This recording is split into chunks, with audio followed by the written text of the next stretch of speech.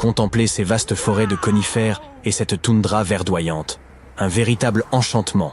Vous pourriez facilement croire qu'il s'agit du Canada, mais détrompez-vous. Nous parlons ici de l'Antarctique, tel qu'il existait il y a 34 millions d'années. Alors, comment ce lieu est-il devenu le désert glacé que nous connaissons aujourd'hui? Il apparaît qu'une combinaison de la chute des concentrations en dioxyde de carbone et d'importants bouleversements tectoniques a profondément transformé cet ancien paradis exempt de glace en un continent gelé. Il y a environ 50 millions d'années, les niveaux de CO2 atteignaient des sommets impressionnants, oscillant entre 1000 et 2000 parties par million. Toutefois, à mesure que ces concentrations ont diminué, les températures mondiales ont suivi, ouvrant ainsi la voie à la formation des vastes calottes glaciaires qui dominent aujourd'hui l'Antarctique. Pendant que les niveaux de CO2 s'effondraient, l'activité tectonique jouait également son rôle. La séparation progressive entre l'Amérique du Sud et l'Antarctique a donné naissance au passage de Drake, facilitant la formation du courant circumpolaire antarctique. Ce courant puissant a agi comme une barrière, empêchant l'air chaud et les courants océaniques de pénétrer cette région et contribuant à maintenir un climat particulièrement froid. Si vous confondez l'Australie et l'Antarctique, ce n'est pas si absurde, ces deux continents formaient autrefois une seule masse terrestre. En revanche, confondre l'Autriche avec l'Australie est bien plus problématique. Et pour couper court aux rumeurs et blagues d'Internet, non, il n'existe pas en Autriche de service d'assistance destiné à ceux qui pensaient se rendre en Australie. Admirez cette splendide plage rose australienne. Elle n'est pas seulement belle, elle est littéralement précieuse. Ces sables intrigants aux teintes rosées se composent en fait de grenat, une pierre précieuse couramment utilisée en joaillerie. Après avoir analysé ce sable, les géologues ont découvert que les grenats qu'il contenait étaient le plus anciens que les montagnes environnantes. Cela semble paradoxal. En réalité, tout s'explique. L'Australie n'a pas toujours été le continent isolé qu'on connaît aujourd'hui. Il y a des dizaines de millions d'années, l'Australie et l'Antarctique faisaient partie du supercontinent de Gondwana. L'érosion glaciaire a libéré des grenats, qui ont fini par se retrouver sur cette plage. Ces sables se sont formés à une époque où l'Australie méridionale était plate et soumise à un climat frais, bien avant que les montagnes n'émergent. Si la plupart des grenats sont habituellement emportés, ceux-ci ont une riche histoire, remontant aux roches glaciaires de la chaîne transantarctique. En somme, ce sable rose provient d'une ancienne chaîne de montagnes enfouie sous les glaces de l'Antarctique. Non seulement la glace de l'Antarctique renferme des pierres précieuses comme le grenat, mais en y regardant de plus près, vous pourriez même découvrir des bâtiments entiers. Cela peut paraître insensé, mais c'est précisément ce qu'a réalisé un explorateur britannique du nom de Chris Brown, qui a mis au jour une structure entière sous la glace. Lors d'une expédition vers le pôle d'inaccessibilité, tout avait pourtant mal commencé. Chris et son fils ont subi une panne d'avion. C'est alors qu'ils ont repéré un buste de Lénine émergeant de la neige. Cet endroit s'est révélé être une ancienne station météorologique. Malgré les températures glaciales, Chris et son fils Mika ont pris grand plaisir à explorer cet endroit unique. Chris s'est fixé un objectif audacieux, conquérir les 7 pôles d'inaccessibilité terrestre. Jusqu'à présent, il en a déjà atteint 5. Vous savez probablement déjà que l'Antarctique est le plus vaste désert de la planète, bien plus étendu que le Sahara ou le Gobi. Pourtant, en dépit de son extrême aridité, ce continent abrite une cascade pour le moins étrange. Située dans les vallées sèches de McMurdo, cette chute d'eau, haute de 5 étages, donne l'impression de déverser de l'hémoglobine. Ce phénomène fascinant porte d'ailleurs un nom évocateur, les chutes de sang. Bien que cette cascade cramoisie puisse sembler étrange, voire inquiétante, son origine s'explique facilement. L'eau qui alimente ce phénomène était à l'origine un lac salé, mais elle a été progressivement isolée du monde extérieur par la formation de glaciers. Aujourd'hui, cette eau millénaire repose à environ 400 mètres sous la surface et a atteint une salinité 3 fois supérieure à celle de l'océan. Chargée en fer, elle ne reçoit ni oxygène ni lumière.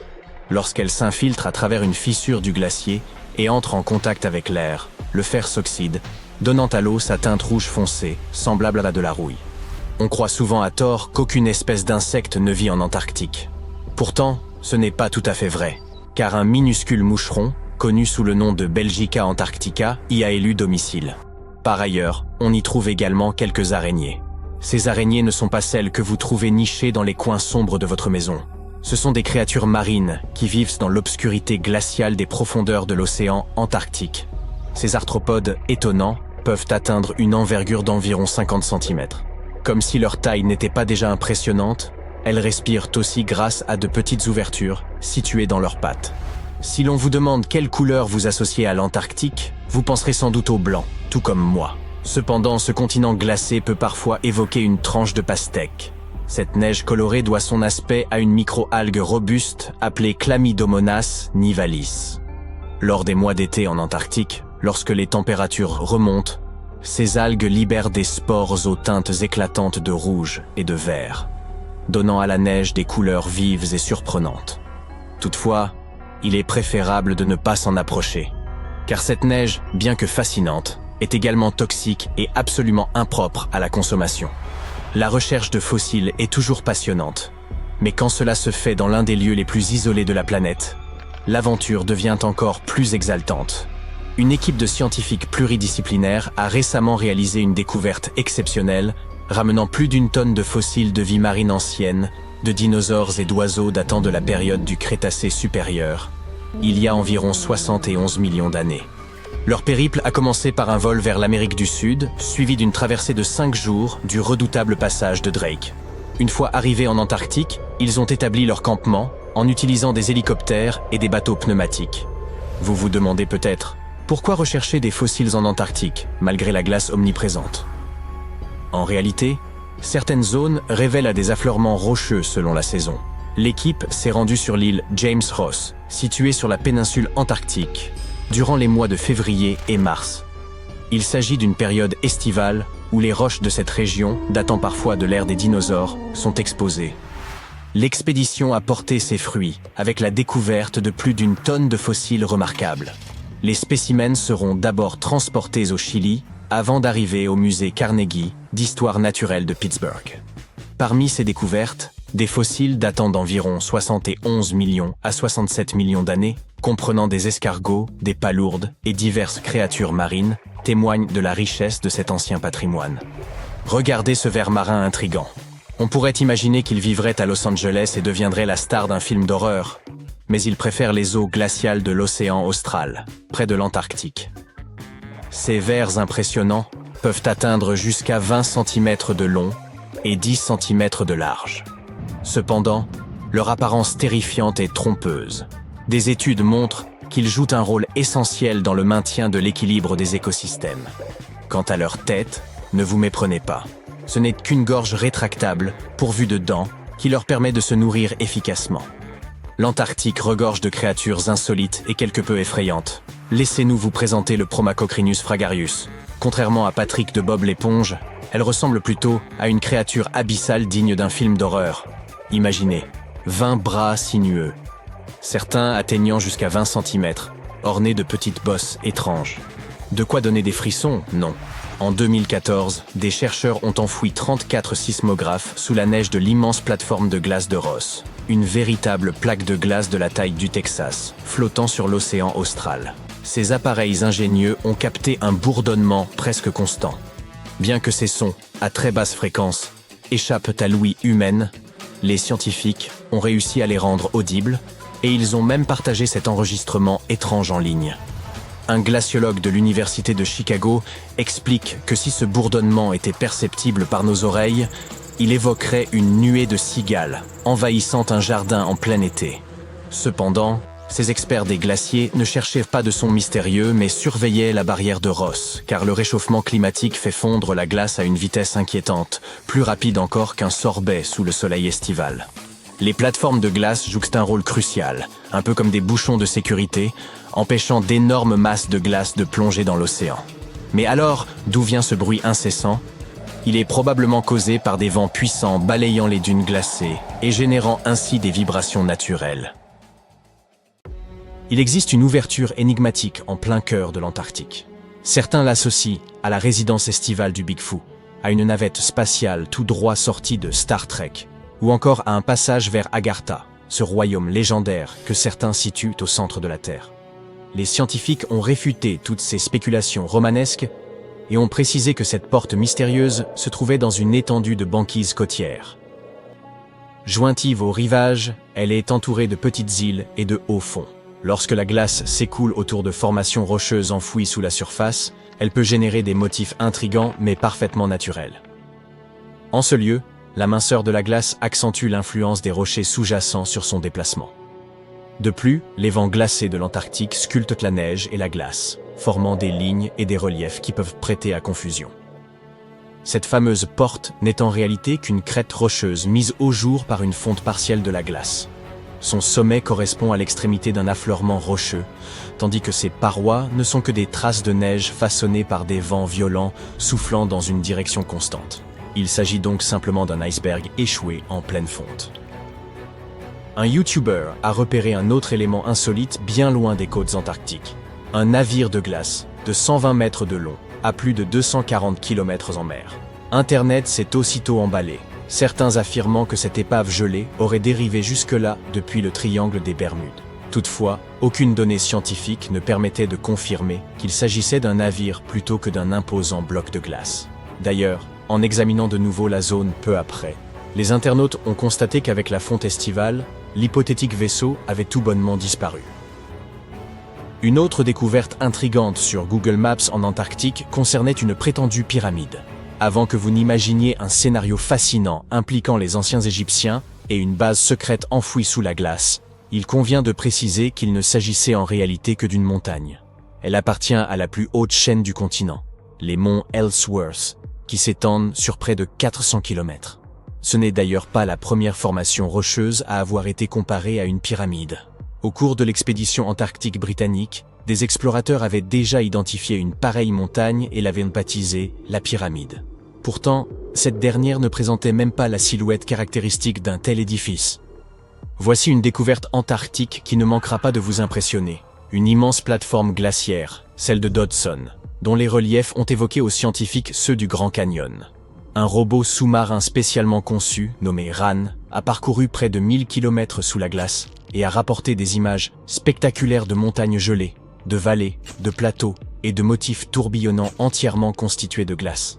Parmi les éléments les plus surprenants relevés par RAN figuraient d'énormes cavités en forme de cuvette, atteignant parfois 300 mètres de longueur.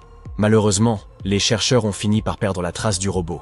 Ils supposent que des phoques de Weddell, intrigués par l'engin, auraient pu le heurter et provoquer son immobilisation.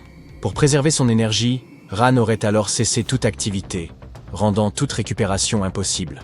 L'équipe espère toutefois concevoir un nouvel appareil afin de poursuivre l'exploration de ce canyon gelé et d'observer l'évolution des motifs formés au fil du temps.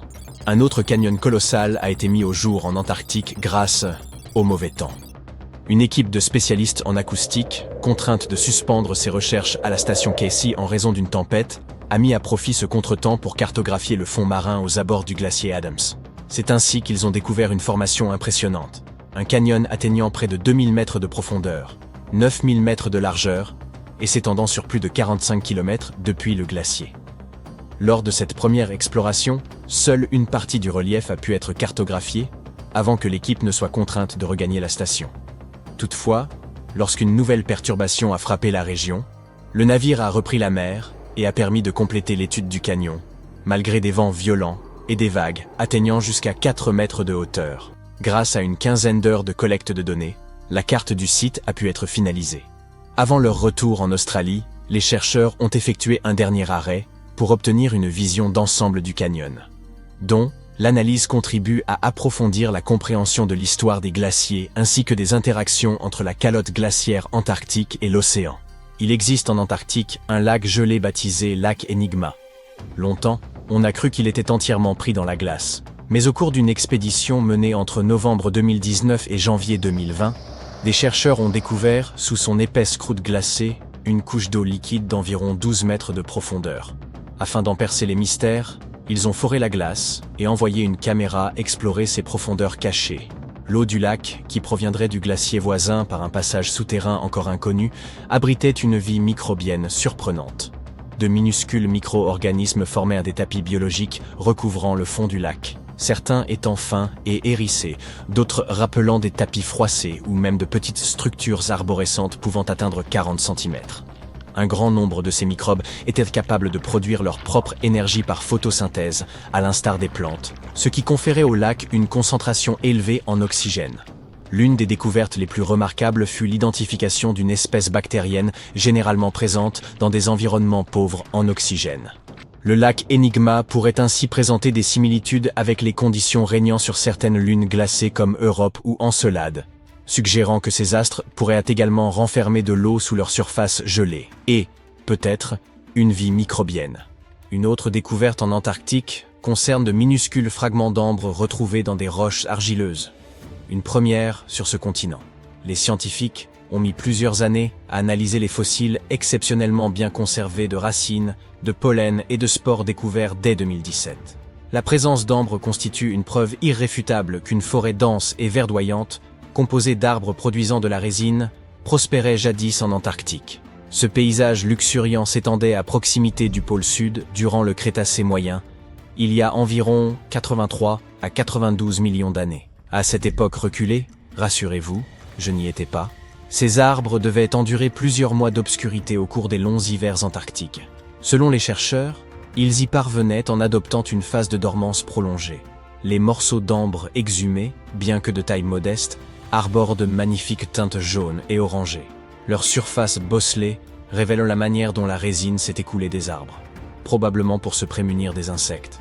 Cette substance a pu traverser les âges grâce à une immersion rapide qui l'a préservée de l'exposition à l'air et à la lumière. Un scientifique examinait des images satellites à la recherche des traînées brunes laissées par les déjections des manchots, lorsqu'il a identifié 4 nouvelles colonies de manchots empereurs aux confins du globe. Il est probable que ces colonies existent depuis plusieurs années déjà, bien que 3 d'entre elles soient relativement petites, chacune comptant moins d'1 millier d'individus reproducteurs. L'une des colonies récemment découvertes se situe non loin de la plateforme de glace de Lazarev, où une colonie plus importante existait autrefois.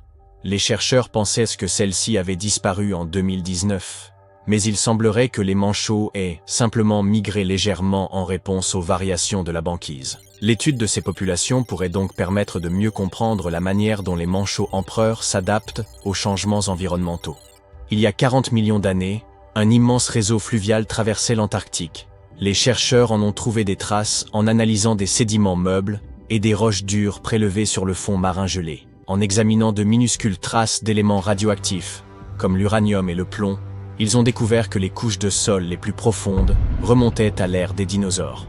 Plus en surface, des dépôts plus récents présentaient une structure rappelant celle des deltas fluviaux actuels, à l'image de ceux du Mississippi ou du Rio Grande. De petites traces de vie ont également été détectées dans le sable. À son apogée, ce fleuve prenait sa source dans la chaîne transantarctique et parcourait 1500 km avant de se jeter dans la mer d'Amundsen. Poursuivant leurs recherches sur des couches de sédiments plus récentes, âgées d'environ 20 millions d'années, les scientifiques espèrent que ces découvertes leur permettront de mieux anticiper les évolutions futures du climat terrestre.